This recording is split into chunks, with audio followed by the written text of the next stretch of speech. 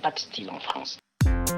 La haute couture a beau avoir plus de 100 ans, elle génère encore des trouvailles techniques ô combien pointues, comme le prouve l'atelier Lazare.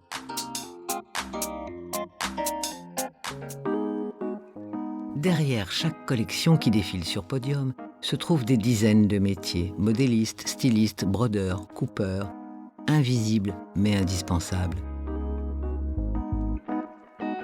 Sans eux, point de robe ni de tailleur, et la complexité des réalisations amène certains professionnels à devenir de plus en plus performants et pointus, comme Lazare Kukovic en son atelier, Lazare bien sûr.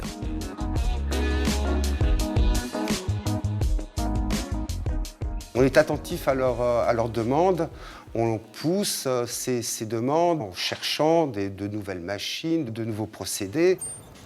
Les tests qu'ils nous demandent, ils demandent de faire des tests, des essais, mais ces essais, il faut qu'ils soient concluants, il faut trouver les solutions, il faut trouver les bonnes solutions et aller même au-delà de leurs espérances.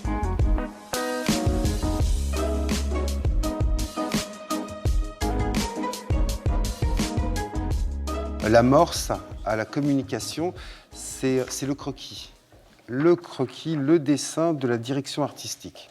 Là, pour ces défilés couture, on va travailler avec Zuhair Murad, qui sont invités par la fédération à présenter leur collection pendant les défilés de la haute couture parisienne.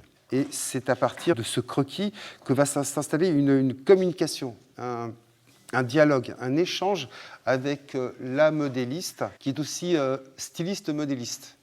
Donc elle doit rentrer aussi dans le style de ce qui est demandé.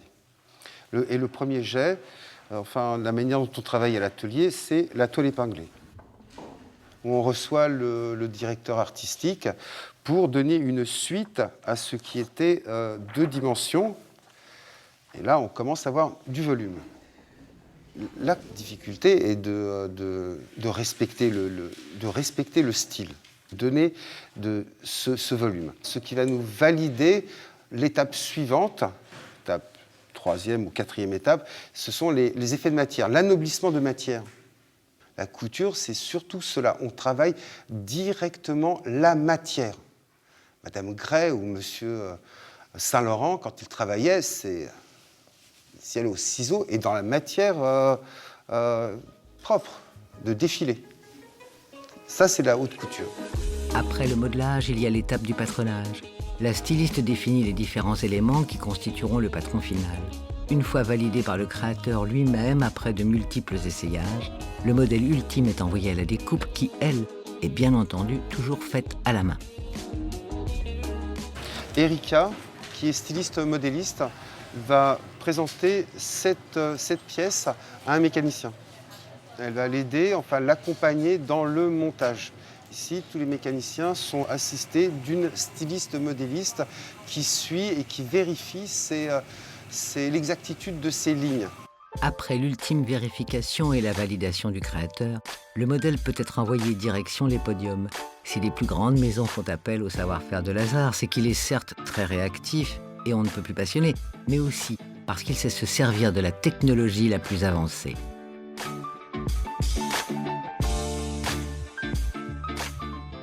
Ça, c'est du montage à l'ultrason. Une machine qui était à l'origine faite pour l'industrie nucléaire et le montage des combinaisons 100%, 1000% étanches. Et on l'utilise soit pour du montage, soit pour une finition. Machine qui a été redécouverte, revisitée, réutilisée, détournée, parce que ça pas à son origine, par Nicolas Ghesquière lorsqu'il était chez Balenciaga. Procédé que l'on retrouve ici sur une pièce qui a été faite pour l'atelier, par l'atelier. On travaille de voir ce qu'on pouvait faire, est-ce qu'on pouvait nous-mêmes faire un travail en 3D, comment le développer. Et là, tout ce travail de géométrie qui a été inspiré par une silhouette de Monsieur Alaya et reprise, juste inspirée, reprise ici, pour avoir cet effet cet effet de la maroquinerie, de la rondeur des finitions en maroquinerie.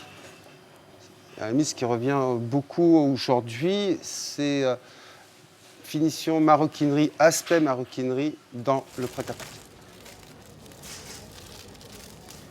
On a besoin de la technologie, on a besoin de l'utiliser, on en a besoin, mais on en a besoin au bout des mains pour pouvoir